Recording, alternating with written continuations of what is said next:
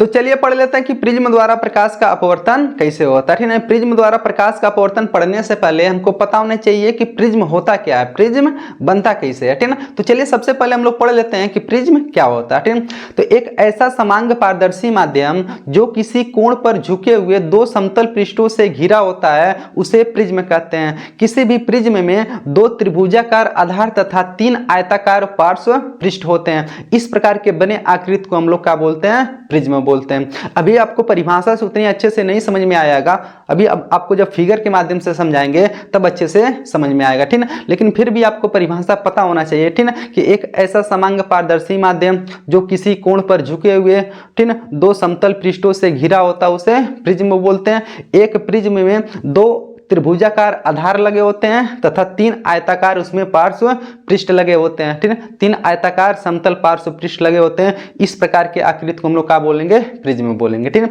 देखिए आपके सामने एक फिगर दिखाई दे रहा होगा। ठीक है, इसी फिगर को हम लोग क्या बोलते हैं, प्रिज्म। अभी तो कुछ नहीं समझ में आ रहा होगा। ठीक है, अभी चलिए इसको एक एक करके हम समझाते हैं। अच्छा बताइए, जो आपको चित्र दिखाई दे रहा है उसमें देखिए ऊपर और नीचे एक त्रिभुज दिखाई दे रहा है, दो त्रिभुज, एक ऊपर एक नीचे, दो त्रिभुजाकार आकृति दिखाई दे रहा है ना, इसी को बोलते हैं कौन सी, त्रिभुजाकार आधार। ठीक है, यानी एक प्रिज्म में देखिए कितने त्रिभुजाकार आधार है, दो त्रिभुजाकार आधार है तथा तीन आयताकार, ठीक है, कौन से होते हैं, पृष्ठ होते हैं। अब तीन आयताकार किसे होंगे उसको ध्यान से देखिएगा। एक देखिए सामने वाला, सामने से तो आयत बन रहा है, एक तो दिखाई दे गया, दूठो कहाँ है, एक तो देखिए इधर इस साइड में है, एक इधर इस साइड में है। चलिए इसको थोड़ा सा हाईलाइट कर देते हैं। यानी एक सामने वाला तो आपको दिखाई दे ही रहा, ठीक है, एक इधर वाला देख लीजिए, एक थोड़ा इधर से एक आयताकार पृष्ठ है, ठीक है ना, एक आयताकार पृष्ठ इधर है और एक आयताकार पृष्ठ इधर है। बताइए इसमें टोटल कितने पृष्ठ हो गए, टोटल तीन आयताकार पृष्ठ हो गए तथा ऊपर और नीचे कौन से, दो त्रिभुजाकार आधार हो गए। ठीक है, तो इस प्रकार से किसका निर्माण होता है, प्रिज्म का निर्माण होता है। ठीक है, अब चलिए इस प्रिज्म से संबंधित हम लोग सभी तथ्यों को पढ़ लेते हैं। जैसे अपवर्तक पृष्ठ क्या होता है, अपवर्तक कोण क्या होता है, प्रिज्म कोण क्या होता है, प्रिज्म काम कैसे करता है, इन सब के बारे में। ठीक है, चलिए सबसे पहले हम लोग इसमें पढ़ेंगे कि अपवर्तक पृष्ठ किसे कहते हैं। अब चूंकि प्रिज्म किससे बनता है, कांच से बनता है, यानी ये किसके बना होता है, कांच से बना होता है। जब कांच से बना होगा तो इसके द्वारा प्रकाश का अपवर्तन होगा। कांच का होता है, ठीक है, पारदर्शी होता है, इसलिए बोले किस, इसका माध्यम कैसा होता है, पारदर्शी माध्यम, यानी प्रकाश आर पार गति कर सकता है। जब आर पार गति करेगा तो इसमें से प्रकाश का अपवर्तन होगा। ठीक, तो बताइए इसमें टोटल बताइए क्या सतह है, ठीक है, यानी देख रहे तीन ठो आयताकार सतह मिल रहा है और दो ठौरा ऊपर नीचे त्रिभुजाकार आधार मिल रहा है। ठीक है, तो टोटल कर सकते हैं 5 सतह हो गया। ठीक है, अब इसमें से जिस सतह यानी जो तीन ठो आयताकार सतह मिला है, ठीक है, तो उन तीनों सतहों में से जिस सतह से प्रकाश का अपवर्तन होगा उसे हम लोग बोलेंगे अपवर्तक पृष्ठ। ठीक है, यानी जिस सतह से, यानी जिस पृष्ठ से प्रकाश का अपवर्तन होगा उस पृष्ठ को बोलेंगे कौन सी, अपवर्तक पृष्ठ बोलेंगे। ठीक है, यानी अभी देख लीजिए इस फिगर को हम समझने में थोड़ा आप लोग को थोड़ा सा दिमाग लगाना पड़ेगा। ठीक है, यानी ये फिगर देखिए 3D फिगर होता है, इसलिए बोर्ड पे उतना अच्छे से बन नहीं पाता, बच्चे समझ नहीं पाते उसको अच्छे। एक बार फिर से समझिए, जैसे मान लीजिए हमको प्रिज्म बनाना रहेगा, प्रिज्म जानते किससे रहेगा, यानी मान लीजिए प्रिज्म यानी इस तरह से, मान लीजिए ऊपर वाला भाग हो गया, देखिए त्रिभुजाकार है, कहाँ ऊपर भी रहेगा ऐसे नीचे भी रहेगा, लेकिन ऊपर और नीचे को मिलाने के लिए एक इधर से आयताकार, ठीक है, समतल पृष्ठ रहेगा, एक इधर से रहेगा और एक इधर से रहेगा। तो इस प्रकार से 3D का होता है, फिगर बनता है किसका, प्रिज्म का। ठीक है, तो इसमें अपवर्तक पृष्ठ किसे कहेंगे, प्रकाश, ठीक है, जिस पृष्ठ से प्रकाश का अपवर्तन होगा उसे क्या बोलेंगे हम लोग, अपवर्तक पृष्ठ। ठीक है, तो इसमें अपवर्तक पृष्ठ बताइए, तो तीन ठोरा जब पृष्ठ लगा हुआ है आयताकार, तो जिधर से हम लोग प्रकाश का अपवर्तन कराएंगे उधर से क्या हो जाएगा, अपवर्तक पृष्ठ। मान लीजिए अभी इधर से प्रकाश का अपवर्तन हो रहा है, ठीक है, तो इस वाले पृष्ठ का क्या बोलेंगे हम लोग, इस वाले पृष्ठ को अपवर्तक पृष्ठ क्या बोलेंगे, अपवर्तक पृष्ठ, अपवर्तक पृष्ठ। चलिए अपवर्तक पृष्ठ हम लोग समझ गए।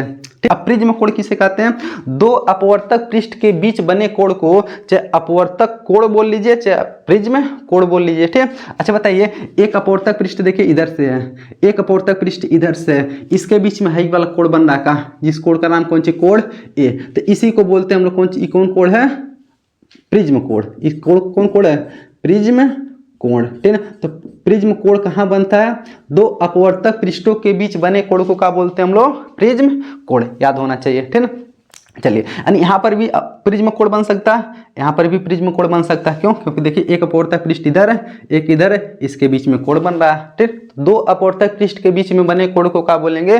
प्रिज्म कोण।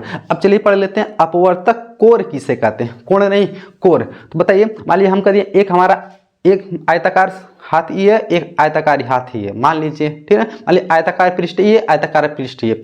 जब दो आयताकार पृष्ठ आपस में जब जुड़ते हैं, ठीक, देखिए जहां पर जुड़ रहे हैं इस लाइन को हम लोग क्या बोलेंगे? अपवर्तक कोर। बताइए, यानी इधर से देखिए हाई एक आयताकार पृष्ठ है, एक इधर वाला है, दोनों हाई इसी लाइन द्वारा जुड़ रहे हैं का। ठीक है, इसी कोर को हम लोग बोलते हैं कौन सी? इस कोर का नाम है, ठीक, इस वाले कोर का नाम इसको बोलते हैं अपवर्तक कोर।